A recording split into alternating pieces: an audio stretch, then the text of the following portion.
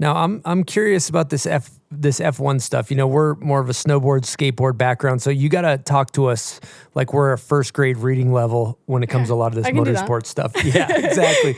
But you know, I'm really fascinated with, you know, what you do in preparation for these F1 races, because it's a huge deal, big money, big sport, serious stuff. We talking simulators, testing? Yeah, we're talking a lot of things I had no idea existed before I entered the world of F1. So a little more context to that is like I'd never driven a Formula style car until last year. So this is my first time in the world of F1, which what I say is the world of burning money. Because that's how I feel every time I go on track.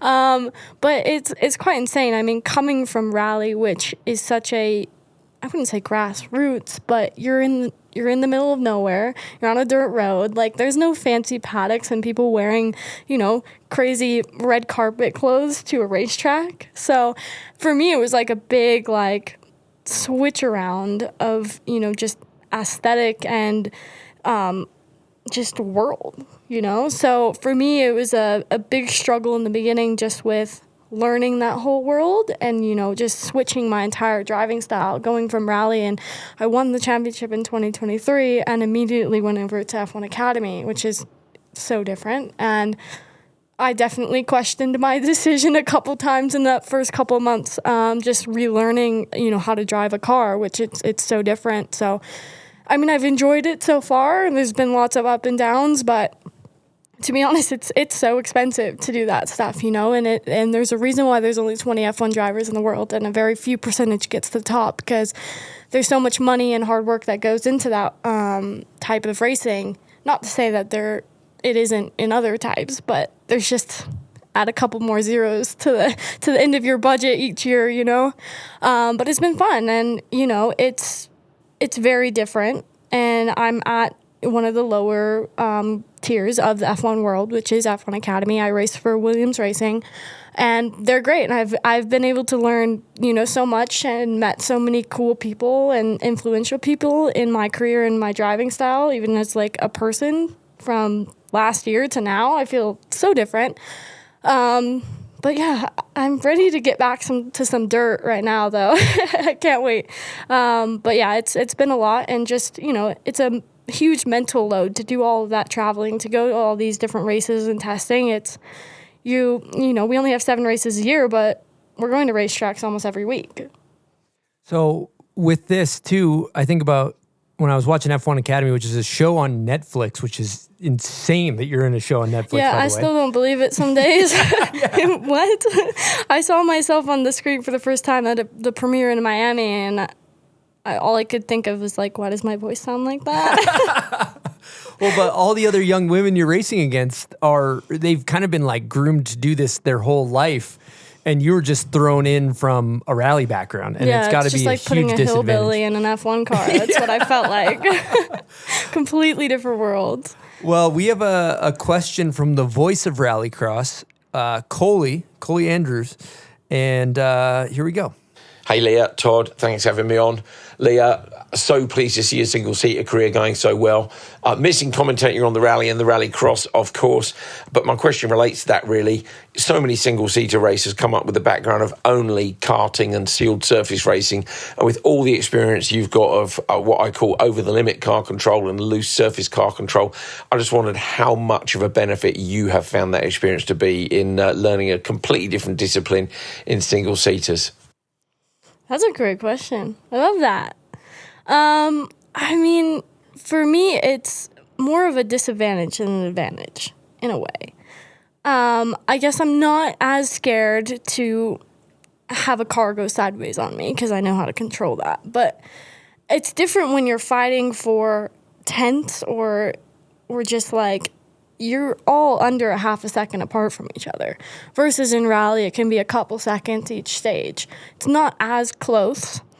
So the biggest advantage I've seen from, you know, coming from off-road has been driving in the wet, which can relate much more to off-road than maybe what the girls who came up through karting the traditional way maybe haven't experienced or don't have the confidence with as much.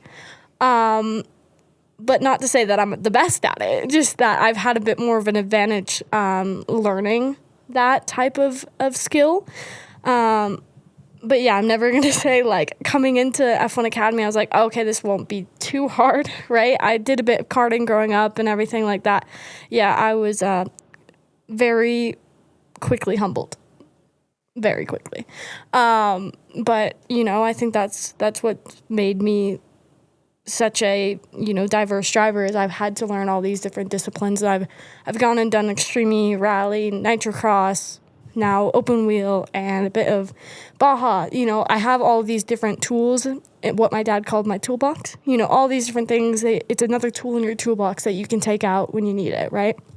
So going into open wheel, that's kind of how I took it, and I had to, like, you know, relearn from the bottom. So it was a bit different in that way, but yeah, there's not much that I unfortunately have an advantage in besides maybe wet driving. Yeah. Well, I think it would be cool to talk about the similarities and differences too, because, you know, again, we're coming from more of a snowboarding background, but, you know, rally, you got your the driver in the passenger seat, and they're basically feeding you what turn's coming, right? Yeah. So basically it's like, if you close your eyes and envision a road, they are giving you that roadmap and what turn and how fast. So for me, I do a 1 to 10 system. So 10 is like basically a flat out, almost straight corner, and a 1 would be like a complete hairpin. So we use those numbers, and when we're writing notes on our recce before the rally starts, my co-driver is in the seat writing down these things. So when we're actually in the stage, she is basically like creating a roadmap in front of me without even seeing it yet, you know, and it all comes before. So it's a 2-person team in that way. And in rally, like, your only things that can affect you is maybe a mechanical, yourself, and your co-driver. And sometimes a deer that randomly jumps out in front of you. But it's about point A to point B. Rally is most of the time on gravel. What really gets people is it's on public roads, usually. So they close down roads for a weekend for a rally. And it's about, you know, who can go the fastest down this dirt road and try not to hit a tree. Versus open wheel and F1, it's on a designated track. There's all those safety features. Cars go a lot faster because it's safer that way. And it's all on tarmac. Yep. And you're racing other cars. It's not a time trial. Yeah. It's wheel-to-wheel racing. Yep. All on the same track. So there's a lot more things that can affect your race. Someone can turn into turn 1, and that's your weekend done. You know, there's a lot of other factors that go into it. And, you know, it's not all about luck, but there's probably a bit more percentage luck in things that happen around you than there would be in rally. Yep.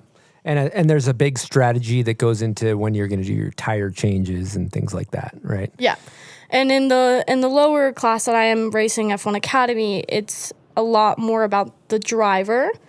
The cars are all base set up the same. They're all made by Tatis, like they're a base chassis. Versus in F1, the teams build the cars to certain specifications and everything like that, and you have pit stops. Ours is a lot more simple. But yes, once you get up into that stuff, it gets very, very complicated. And even though I've been in for 2 years, I still don't understand anything. But yeah, rally has a bunch of those complications, just maybe not as much during the race.